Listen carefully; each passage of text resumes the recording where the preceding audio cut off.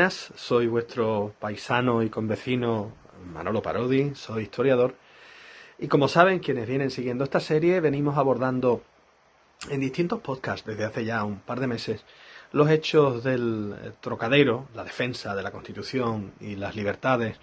en 1823 en la Bahía de Cádiz y muy especialmente en el término municipal de Puerto Real, sin exclusión evidentemente de los hechos de la isla de Santipetri, de la propia ciudad de Cádiz, del puerto de Santa María, pero venimos centrándonos en y desde la parte de la historia que compete al término municipal de Puerto Real.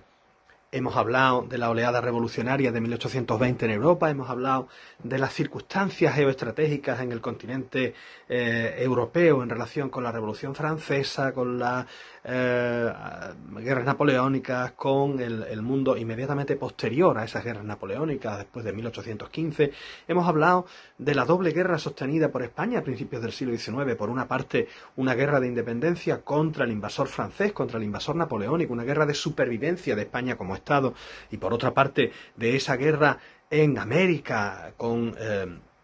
la contienda por la lucha por la independencia de los antiguos virreinatos españoles, como digo, una doble guerra, España intentando luchar por sobrevivir como nación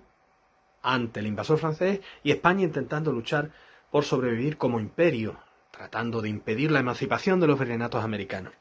Todo ello además marcado por lo que serán las oleadas revolucionarias de 1820, que tendrán en buena medida a España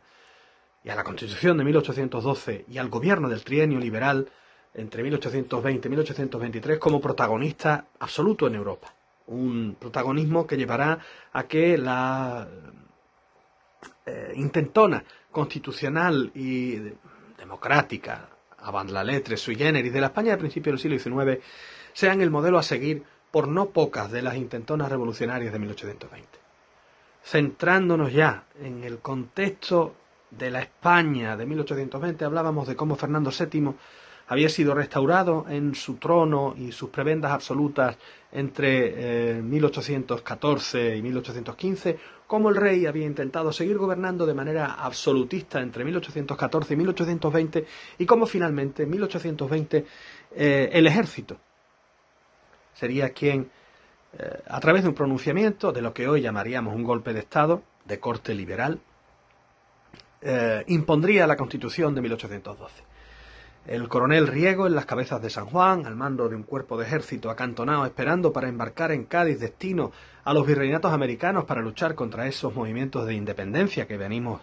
señalando en esos territorios americanos de la monarquía hispánica. Como digo, esas tropas comandadas por el coronel Riego se sublevarían, como es sabido, en las Cabezas de San Juan, y venimos señalando,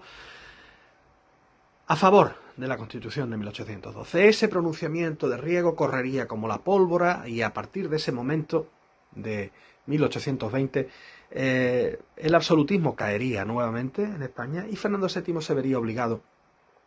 a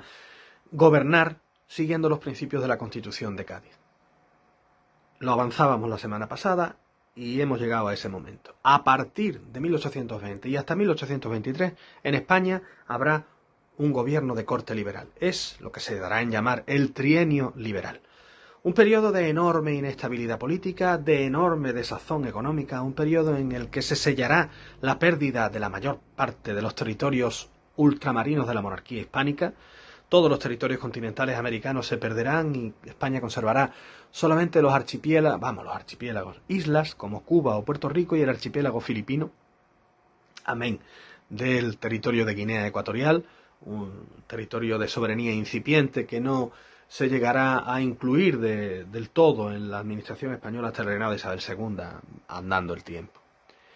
Esa es la España del trienio liberal, una España en la que los choques entre las tendencias absolutista y liberal serían un continuo, y en una España en la que no llegaría a afianzarse el gobierno liberal precisamente como consecuencia de esta enorme inestabilidad política, de esta enorme inestabilidad económica. Un gobierno liberal que vería sellada su suerte cuando en el Congreso de Verona en 1822 las potencias reunidas en torno a la Santa Alianza, Austria, Francia, Rusia y Prusia, determinarán intervenir en la cuestión española para restaurar a Fernando VII en sus principios y en sus privilegios absolutos como gobernante del país. Pero de eso hablaremos en el próximo podcast de esta serie.